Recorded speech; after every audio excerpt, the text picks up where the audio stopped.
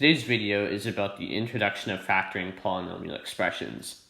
In the last three videos, we learned about multiplying or expanding polynomial expressions to form a sum or difference of monomials.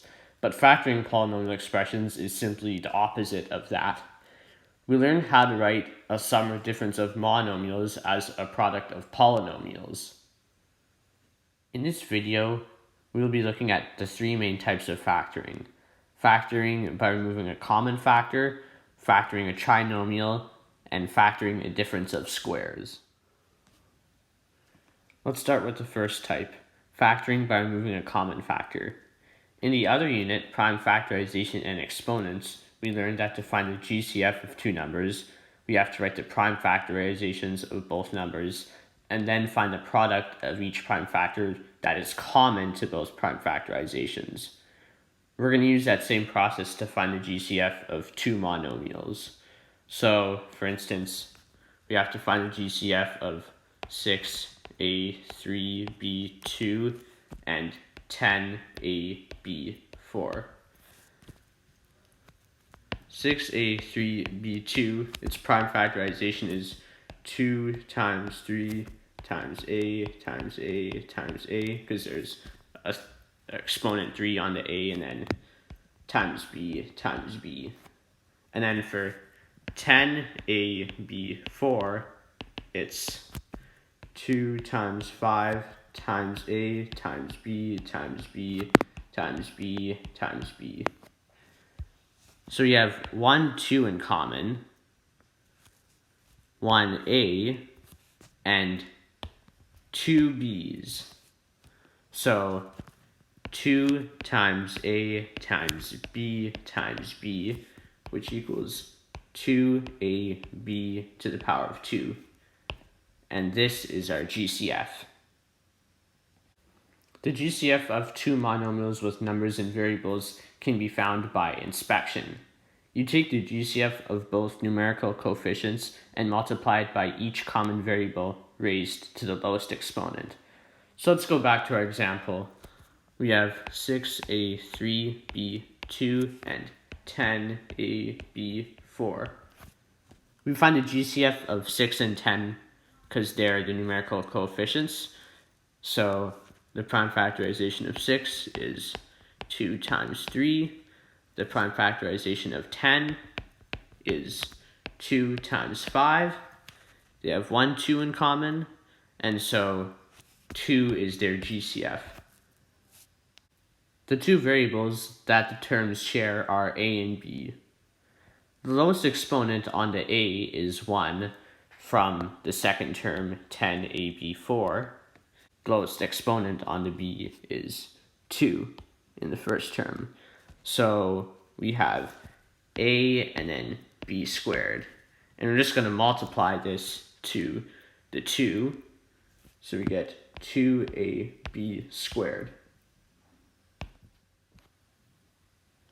If all the monomials in the set are negative, so is the GCF.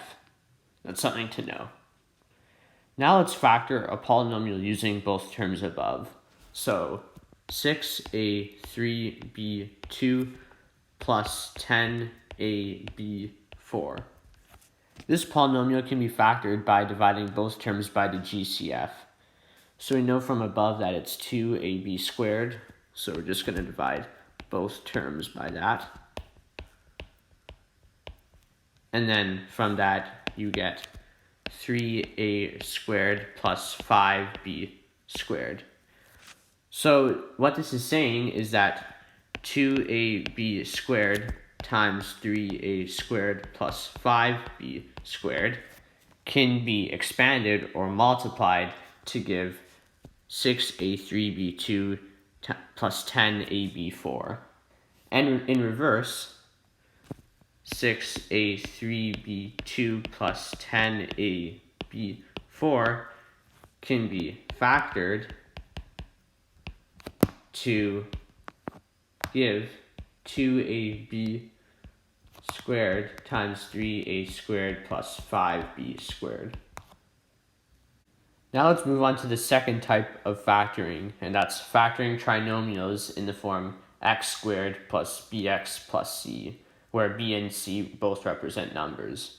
I'm going to show you how to do this using inspection. First, let's expand a few binomials.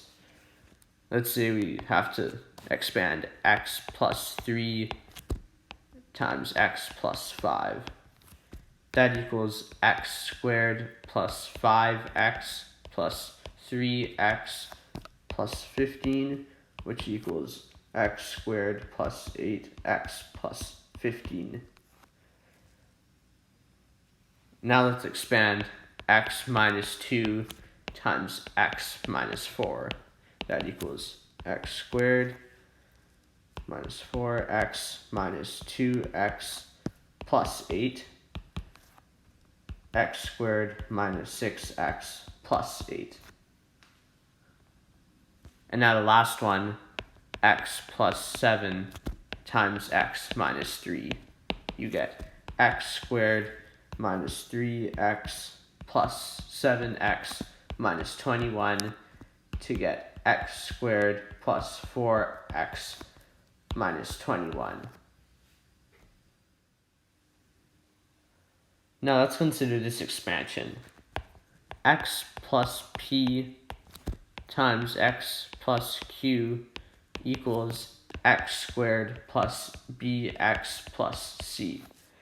Looking at our expansions above, what do you notice about the value of b and the values of p and q? To answer this, let's take a look at our first expansion. So that's x plus 3 times x plus 5, which equals x squared plus 8x plus 15. In this case, p equals 3 and q equals 5 and b equals 8. 3 plus 5 equals 8, so therefore p plus q equals b.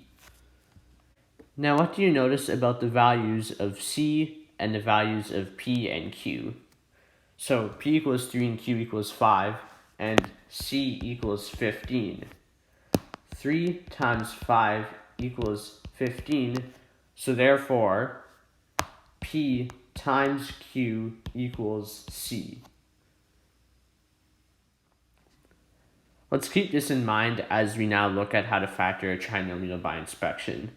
If we were to factor x squared plus bx plus c, we need to find two integers that have a product equal to c and a sum equal to b. If there aren't any two integers that can do this, then the trinomial cannot be factored. So let's say we are to factor the trinomial x squared minus 3x minus 28. We need to find two integers that add to give negative 3 and multiply to give negative 28. 4 minus 7 equals negative 3, and 4 times negative 7 equals negative 28. So the two integers we need are 4 and negative 7. So x squared minus 3x minus 28 can be factored to x plus 4 times x minus 7. Let's do another example here. X squared minus 11x plus 30. Negative 6 plus negative 5 equals negative 11. And negative 6 times negative 5 equals 30. So this can be factored to x minus 6 times x minus 5. If c is positive, then the two integers must be both positive or both negative. And if c is negative, then one integer is positive and the other is negative. And in some cases, a trinomial will have to be divided by a GCF first, so that it becomes in the form of x squared plus bx plus c before you find the two appropriate integers. So we know from above that x plus 3 times x plus 5 can be expanded to give x squared plus 8x plus 15. Now I'm going to show you this. x plus 3y times x plus 5y. This expands to x squared plus 5xy plus 3xy plus 15y squared, which then equals x squared plus 8xy plus 15y squared. And in reverse, x squared plus 8xy plus 15y squared can be factored to x plus 3y times x plus 5y. So the only difference in the second case is that there is another variable added in addition. So there's x and y instead of just x. This trinomial is in the form of x squared plus bxy plus cy squared. Again, b and c both represent numbers. Factoring trinomials in this form is the exact same process as doing so for trinomials in the form x squared plus bx plus c, except you just add the second variable to the end of each binomial. What I mean by that is when we factor this trinomial, we treat it as if it's in the form x squared plus bx plus c and find the two appropriate integers.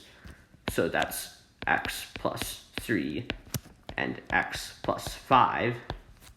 The only thing we have to do is add the y after both the 3 and the 5. And again, you might need to divide by a GCF first. Now I'm going to show you the last type of factoring, which is factoring a difference of squares. Let's say we need to factor x squared minus 16. We simply have to square root both the terms. So we need to find the square root of x squared and 16. The square root of x squared is x, so in both binomials, the first term is going to be x. The square root of 16 is 4, but because it's a difference of squares, one's going to be positive and the other is going to be negative. And we can see from here that there's going to be no middle term because 4 and negative 4 add to give 0. And 4 times negative 4 give negative 16, the product. This is the rule for factoring a difference of squares. A squared minus b squared equals a plus b times a minus b. And again, there might be a GCF. So if you have a difference of squares with a GCF, remove the GCF first from both terms and then factor the difference of squares. Thanks for watching, guys. I'll see you soon.